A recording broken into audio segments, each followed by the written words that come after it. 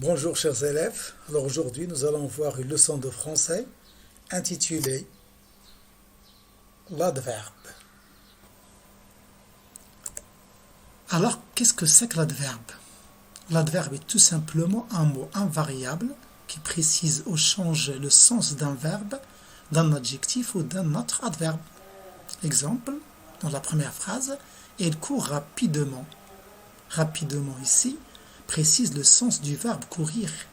Comment court-elle? Rapidement. Deuxième phrase, il n'est pas très grand. Il n'est pas très grand. Très modifie le sens de l'adjectif grand. Troisième phrase, nous jouons assez bien. Assez modifie le sens de l'adverbe bien. Maintenant, comment reconnaît-on un adverbe? On le reconnaît facilement dans une phrase car, premièrement, elle est invariable, elle ne change jamais. Et si on le supprime, la phrase reste correcte. Elle est incomplète mais correcte. Exemple, hier Mounir a bien dormi. Il a vraisemblablement récupéré. Alors en retirant ou bien en supprimant les adverbes, nous obtenons la phrase suivante. Mounir a dormi, il a récupéré. Alors, certes, la phrase n'a plus le sens qu'elle avait auparavant. Il lui manque beaucoup d'informations en la comparant avec la première, mais elle a quand même un sens et elle est complète. Maintenant, la nature de l'adverbe. Quelle est la nature d'un adverbe? Un adverbe peut être ou bien un mot, comme ici, hier, jamais, bien, assez, etc.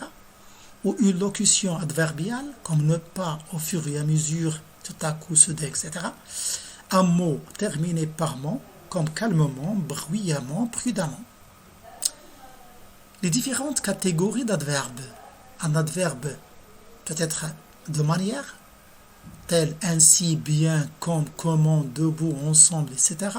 Adverbe de quantité, d'intensité, tel assez, aussi, autant, beaucoup, combien, comment, etc.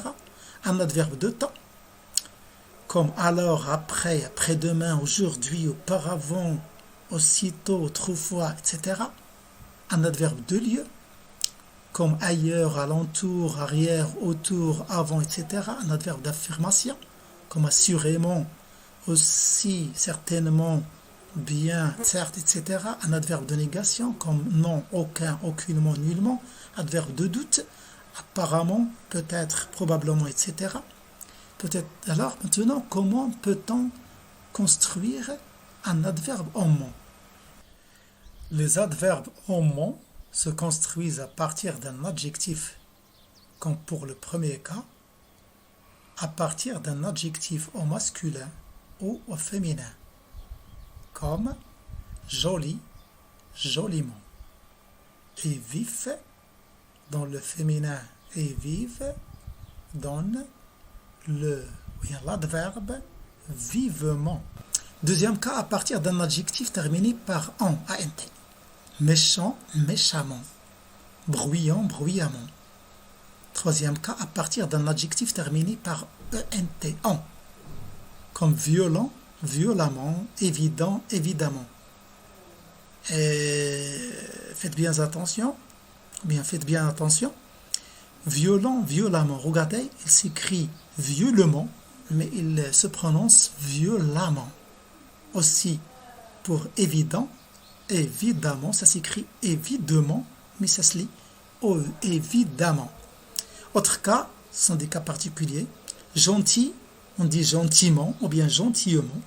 Bref, le féminin c'est brève, on dit brièvement.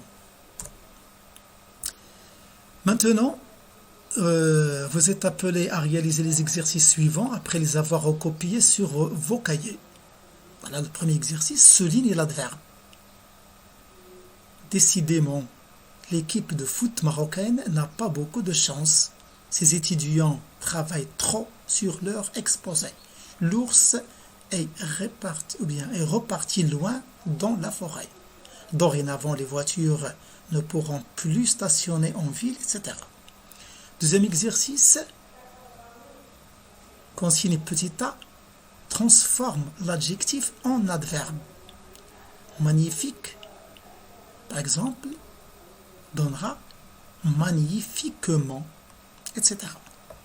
Pour la deuxième consigne petit b, transforme l'adjectif ou bien l'adverbe en adjectif, c'est-à-dire l'inverse de petit a. Alors, nous avons par exemple là, bizarrement donnera bizarre.